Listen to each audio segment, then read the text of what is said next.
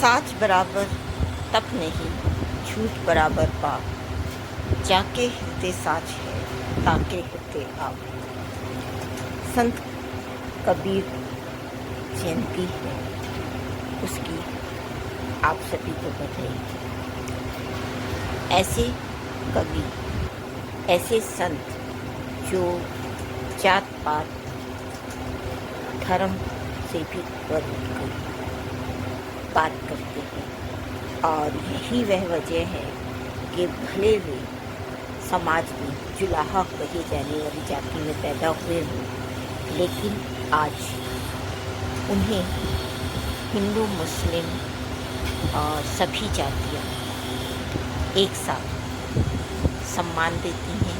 यही एक वजह है कि दिल्ली सरकार ने संत कबीर जयंती के मौके पर कहा है कि स्कूलों में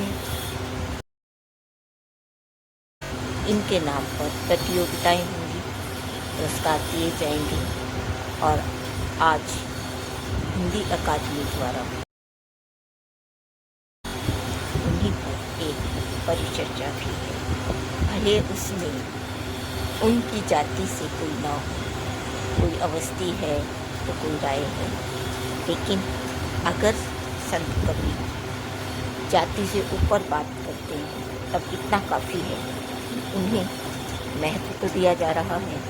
उन्हें इतने सैकड़ों सालों बाद याद आज भी किया जा रहा है। क्यों? क्योंकि उनका लिखा आज भी उतना ही मायने रखता है जितना उनके समय में जात पात पर, धर्म के नाम पर जो कुछ भी छुआछूत, मनमुटाव, भेदभाव हो रहा था, आज भी बहुत कुछ है, और इसीलिए उनका लिखा प्रासंगिक आज भी है। यही वजह है कि संत कबीर एक महा योगी की तरह अपना कहा किए, और यही वजह है कि काशी में पैदा हुए और मगहर में जानबूझकर प्राण त्यागे, और यही वजह है कि वहाँ हिंदू और मुस्लिम दोनों उन्हें श्रद्धा भाव से याद रखते हैं। ऐसे महायोगी का जो सिर्फ उस परम सत्ता की बात करते हैं जो जिसकी वजह से हम सब की सांस आ जा रही है, और ऐसे महायोगी संत कबीर की जाति में चलाहा जाती है, तब यह मेरे लिए भी सौभाग्य की बात है। क्योंकि मैं जात पात में नहीं, धर्म में नहीं, इंसानियत में बात करती हूँ।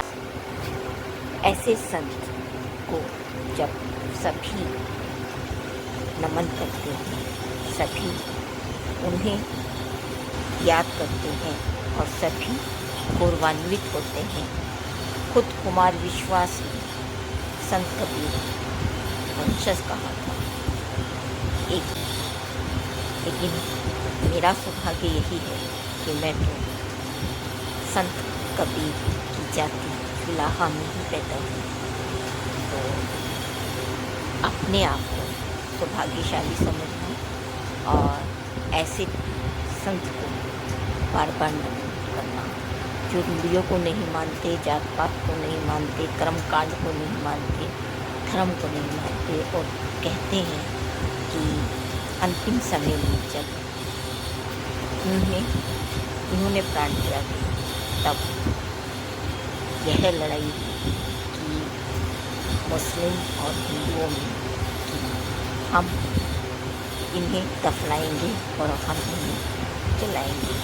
तब चादर जब उठाई गई तब वहाँ उनका शरीर फूलों के रूप में मौजूद था, जो दोनों में आधे आधे काट और एक ने मस्जिद बनाई, एक ने मंदिर बनाया, समाधि बनाई। यह एक बड़ी बात है ना। लेकिन मैं संत कबीर के बहाने एक और बात आपसे करना चाहती हूँ। महाभारत क्यों हुआ था?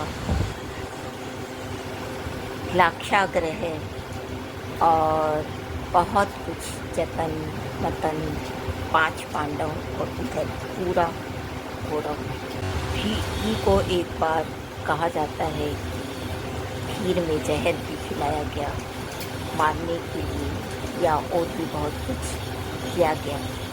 और हुआ क्या, इन सब से भीम को बलशाली हो गई। सिर्फ 500 पांडव और पूरा साम्राज्य एक तरफ, सेना वेना सब, लेकिन जीत पांडवों की हुई। और फिर उसके बाद महाभारत युद्ध समाप्ति पर ये पांडव कृष्ण के पास आए और कहा कि हम तीर्थ यात्रा करना चाहते हैं, इतना काट हुई है। कृष्ण ने कहा था कि ठीक है, एक मिट्टी का ये बर्तन दी, जहाँ जाओ वहाँ डुबोते चलना, ये भी स्नान करें। तो उन्होंने कहा ठीक है। और जब वापस आए तब कृष्ण जी का वो कमंडल मिट्टी का वापस किया। कृष्ण जी ने कहा कि इसे फोड़ा गया। कृष्ण जी ने कहा इसे चाख कर देखिए, चाखा गया। तब कहा गया कि अरे ये तो मिट्टी का ही है। तब कृष्ण जी ने समझाया था कि यही मैं कहना चाहता हूँ कि क्या गंगा में नहाने से या तीर्थयात्रा से कुछ बदलाव हुआ क्या? नहीं, आपके कर्म अच्छे होंगे तभी यह बदलाव हो पाएगा। जिनका कर्म का सिद्धांत सब मान्य है। यही बात संत कबीर कहते रहे हैं, कर्म में विश्वास, कर्म कांड में नहीं।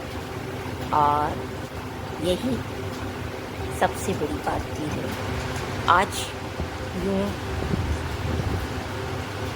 पूर्णिमा कल से शुरू होकर कल सुबह तक है, और अपने कबीर जी पूर्णिमा को जन्मे बताए जाते हैं। और मैं यह क्यों बात कह रही हूँ? मैं इसलिए कह रही हूँ कि कर्म कांड नहीं, कर्म में विश्वास। आज वट सावित्री व्रत भी है, पूर्णिमा को होता है। वो पर्यावरण से जुड़ा हुआ है। लोग उसे पति से जोड़ते, और पति से भी जोड़ना हो अच्छी बात है। तो पति और पत्नी दोनों की लंबी उम्र के लिए प्रार्थना करना चाहिए। और पति और पत्नी का मतलब सिर्फ एक पति और एक पत्नी ही बनता है। अपने कबीर जी की भी एक ही पत्नी थी, और वे सर्वविदित है उनकी बातें, घटनाएं। यह भी ज़रूरी है कि हम पर्यावरण से जुड़े रहें, और पर्यावरण से जुड़ते हुए, प्रकृति से जुड़ते हुए वास्तविक जीवन में भी जो नैतिकता के आधार पर सही है और मानवता धर्म का निर्वाह करते हुए सही है, उसे अपनाना। मतलब एक पत्नी और एक पति, और कर्मकांड में भी विश्वास ना हो, कर्म में विश्वास। यहाँ मैं, आपको लग रहा होगा कि मैं इधर उधर भटक रही हूँ, नहीं, मैं संत कबीर की ही बात कर रही हूँ। उनका पति और पत्नी का प्यार आप देख सकते हैं। एक बार कोई आए थे उनके यहाँ मेहमान, और संत कबीर आदत के मुताबिक खाना खाकर जाइए कहिए, और उनके यहाँ खाने के लिए कुछ नहीं था। पत्नी परेशान थी, अपना जहाँ अनाज की जो दुकान होती है उस पर गई। तब उन्होंने उसके साथ शर्त रखी खुद को पेश करने की, और क्योंकि पति के ऊपर आई हुई थी आन पर, तो वो वहाँ से अन्न और जो भी ज़रूरी चीज़ सामान था वो लेकर आई और बनाकर खिला दिया। जब अतिथि विदा हो गई तब पत्नी ने अपने पति को बताया कि उन्होंने यह शर्त रखी थी और घर में कुछ खाने को नहीं था। तब पता है संत कबीर ने क्या किया था? संत कबीर उस समय बाहर बारिश होने लगी थी और संत कबीर अपनी पत्नी को अपने कंधों पर बिठाकर, क्योंकि बारिश का पानी घुटनों से ऊपर था, लेकर उसके पास गए और कहा कि मैं अपनी पत्नी को लेकर आया हूँ। वो दुकानदार शर्मसार हो गया था और पाँव में गिर गया था, गिड़गिड़ाने लगा था। पत्नी ने सच बताया था और पति ने भी अपनी पत्नी को की कही बात पर एतबार किया था और दोनों पति पत्नी का आपसी सामंजस्य इतना गजब था कि बाद में उस दुकानदार को शर्मसार होना पड़ा था, पाँव पकड़ने पड़े थे। पति कबीर के ऐसे थे संत कबीर, इसीलिए उन्हें इतना महत्व दिया जाता है, इसीलिए उनकी इतनी महत्ता है।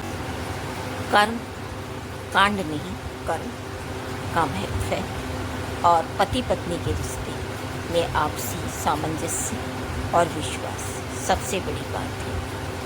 इसीलिए आज यह जो दोहा है उनका, साच बराबर तप नहीं, झूठ बराबर पाप, जाके हृदय साच है, ताके हृदय पाप। सचमुच बहुत कोई वैसे मायने अर्थ लिए हुए हैं और उनके हर दोहे ऐसे ही सिर्फ 2 लाइनों के होते हुए ऐसे ही कोई रहस्यों से भरे पड़े हैं कि आज भी चाहे तो कोई उन पर पूरे के पूरे कई ग्रंथ लिख दे। ऐसे संत कबीर को मेरा बारंबार नमन। और मैं सुनीता राजेश्वर, जय हिंद, जय भारत।